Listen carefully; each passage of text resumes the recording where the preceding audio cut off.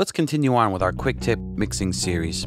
We already covered the bass and guitars. Now it's time for some drums. As I mentioned before, mixing should be a cumulative process. Lots of small steps instead of a few large ones. What I've done here is output all the drums to a stereo auxiliary drum bus. So let's solo these up. We got our usual assortment of mics, overheads, room. I'm gonna mute the reverbs. Sounds dry. So first we'll start with a touch of inflator on the drum bus. Lower that down, bring it back up. Little clip. It's that little extra 5% lift that it gives the overall drum sound. Now something interesting that I actually discovered by accident was putting SuprEsser on the kick drum. There's a preset called Sub Bass Makeup. You can actually add a nice wallop to the kick. Let's solo it up. There's our kick. Bypass it first. Go up to the bass treatment, sub bass. Add some nice thick lows. I'm going to actually trim it a bit.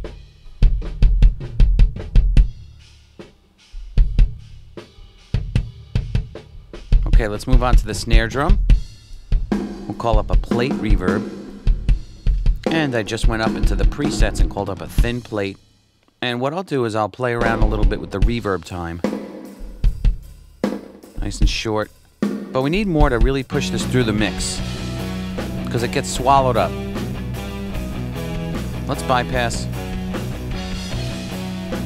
It just sounds small without it. It's that little 5% once again. So let's move on from there. We'll solo up the kick, snare, toms. Let's work on the overheads, which is a set of DPA 2011 microphones. What I'm going to do here is add a little room sound using the Oxford reverb to the overheads. Once again, I'll just call up a preset. I'll start with medium room 2 and use a short reverb time, which will help me create some depth in the overheads. And all I've done is add a little bus send to each of the overhead microphones. We'll mute the room. Add some snare. And put the rest of the drums in.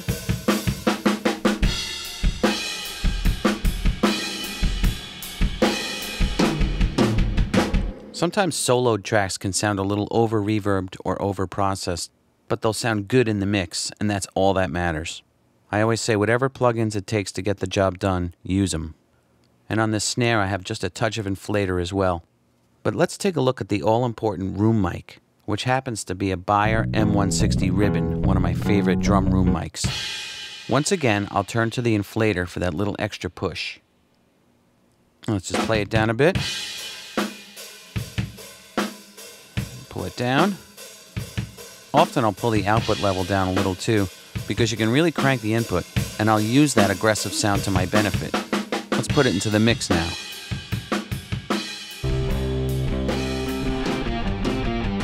Little adjustment. Listen when I pull the channel volume down.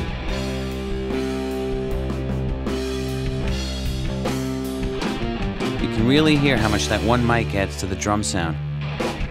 On that mic as well, I'm going to cut some of the highs out, especially around the hi-hats and cymbals. We'll bypass. Since I'm using so much of this mic, I want to smooth out the overall drum sound. There's the hi-hat. Pull it down. Roll some top off. It's aggressive but not harsh. Again, all we did is a few small steps. Some snare plate, a bit of room sound on the overheads. Let's listen to how each element was a small step. Bypass. Each effect should have a purpose and a place.